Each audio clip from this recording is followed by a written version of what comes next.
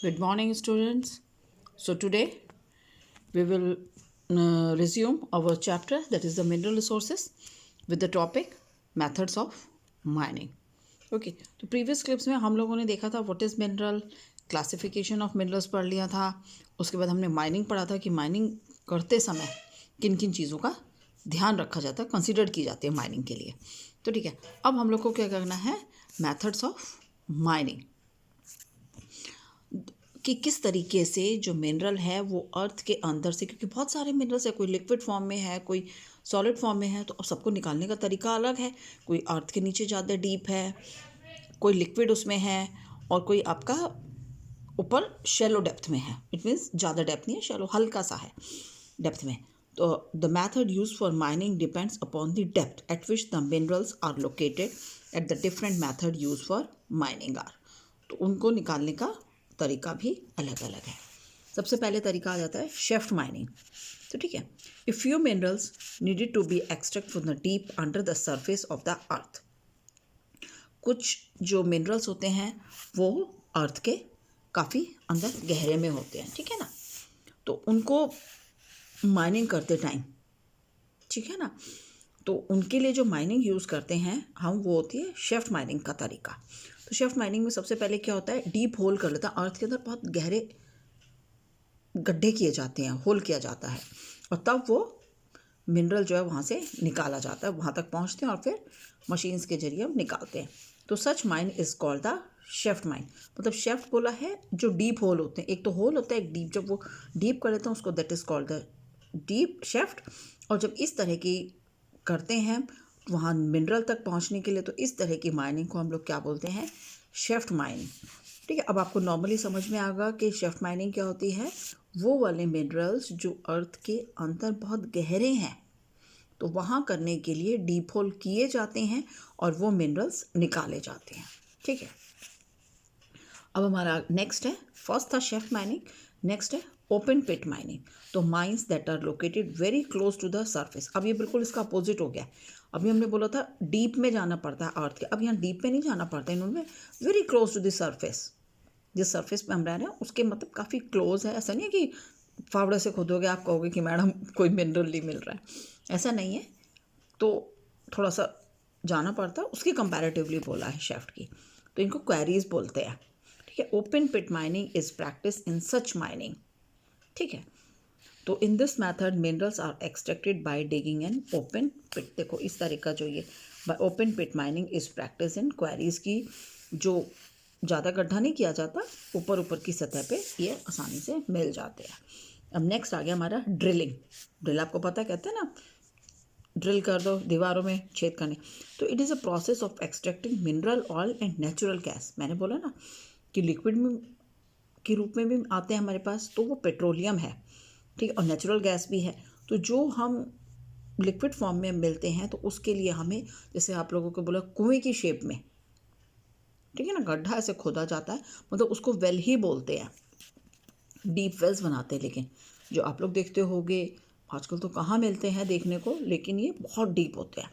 तो drilling is perform in various ways depending upon the size of opening and the type of rock जहाँ से वो निकालना है। Excuse me students. ठीक है, तो ड्रिलिंग जो परफॉर्म की जाती है वो किस हिसाब से कहते हैं कि जिस रॉक से मिनरल निकालना है वो कितना बड़ा है, ठीक है ना, और किस टाइप का रॉक है, तो उसके हिसाब से ड्रिल किया जाता है, और ये उसको रॉक को पेनिट्रेट करके फिर ये निकाल जाते हैं। तो हमारे पास 3 मेथड्स हो गए, शेफ्ट माइनिंग, ओपन पिट और ये ड्रिलिंग। तो ये मेथड्स ऑफ माइनिंग हमने पढ़ लिया। अब नेक्स्ट आ गया डिस्ट्रीब्यूशन ऑफ मिनरल्स, कि मिनरल्स का किस तरीके से वितरण है। मतलब इसका ऐसे समझ लो आप कि जैसे हमने बोला इंडिया में अगर हम देखते हैं, जैसे हमने पिछले क्लिप्स में जब इसमें पढ़ा था, मैं आपको दिखा देती हूँ। जो पिछली वाली क्लिप थी ना, हमने जब पढ़ा था कि गोल्ड जो है कर्नाटक और झारखंड में है, ठीक है। अब ऐसा तो नहीं है कि अब भाई उड़ीसा में नहीं मिलता ये, अब छत्तीसगढ़ में नहीं मिलता, राजस्थान में नहीं मिलता गोल्ड, एमपी में नहीं मिलता, महाराष्ट्र में नहीं मिलता। तो इस ये वाला मिनरल जो है ये स्पेशली कर्नाटक और झारखंड में मिलता है, ठीक है ना। तो अगर हम देखें तो जो मिनरल, कई कुछ मिनरल्स ऐसे होते हैं कि बहुत ज़्यादा मान लो ऐसा नहीं कह सकते कि मतलब इनका अनइवन डिस्ट्रीब्यूशन है, कहीं पे कोई चीज़ ज़्यादा है, कहीं पे कोई कम है। अगर हम ये बात करें, आप देखो ना छत्तीसगढ़ हर जगह में छत्तीसगढ़ आ रहा है, हमारे जो तीनों ऊपर है, कॉपर, आयरन, कॉपर, बॉक्साइट है। तो यहाँ पे क्या है, काफ़ी मिनरल है। अब ये जितनी भी स्टेट है इंडिया की, इनमें काफ़ी ज़्यादा मिनरल्स है। अगर हम अब बात करें यूपी की, कश्मीर की बात करें, राजस्थान में थोड़ा सा है। अगर हम हिमाचल की बात करें, या हम महाराष्ट्र में तो खैर चलो पेट्रोलियम गैस और ये चीज़ें मिल जाती हैं। केरल की करें तो यहाँ पे मिनरल्स, या नॉर्थ ईस्ट स्टेट्स की बात करें तो मिनरल्स बहुत कम है या ना के बराबर है। तो एक तरह से अनइवन डिस्ट्रीब्यूशन है, किसी स्टेट में तो ये बहुत ज़्यादा हो गए, किसी स्टेट में कम हो गए। ऐसे भी वर्ल्ड के सिनेरियो में भी हम देखते हैं, ठीक है ना। अब जापान है, जापान में कोई मिनरल नहीं मिलता, सिर्फ वहाँ पे वाटर रिसोर्सेज हैं। अगर हम देखें इंडिया का या अपना और स्टेट्स हैं यूएसए में या इधर है, तो काफ़ी ज़्यादा मिनरल्स मिलते हैं। तो ये एक तरह से अनइवन, इवन मतलब एक सा, अनइवन अलग अलग, ठीक है। The distribution of minerals is greatly uneven throughout the world. तो this is so because rocks of different types and structures. ये क्यों है, आपसे कोई पूछेगा, क्योंकि सब जगह जो हमारा लिथोस्फीयर है वो सेम टाइप से, बोलते हैं ना कि सरफेस किससे बनी है, अर्थ सरफेस, रॉक से।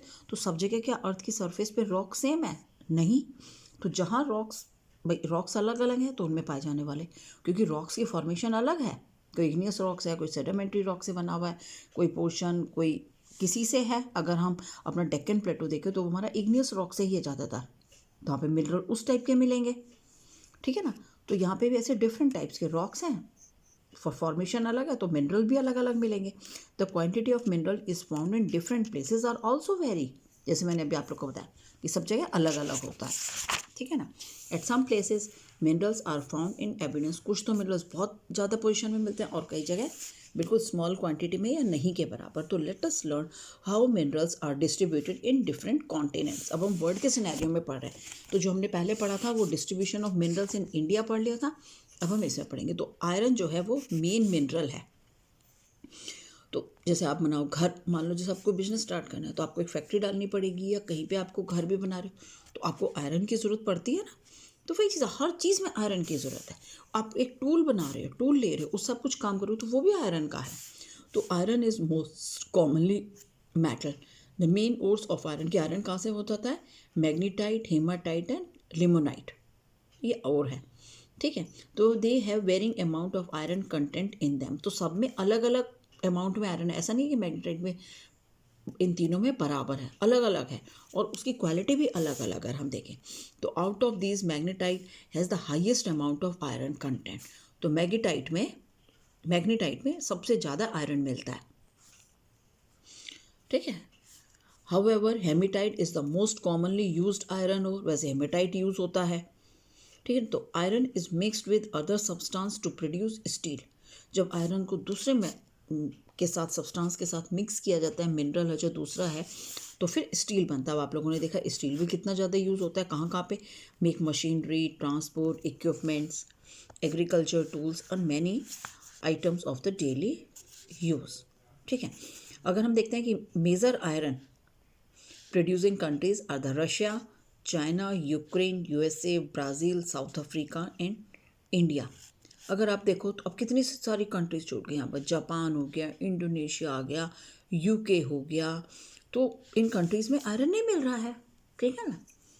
तो अनइवनली डिस्ट्रीब्यूशन इसीलिए बोला है। अब कॉपर, तो copper has the high conductivity, ठीक है। साइंस में भी आप लोगों ने पढ़ रखा होगा कि copper is a good conductor of heat, ठीक है। तो कि मतलब कॉपर जो है रेसिस्ट नहीं करता, मतलब गुड रेसिस्टेंट है कि ये अपने इलेक्ट्रिसिटी को फ्लो होने देता और बेस्ट है ये।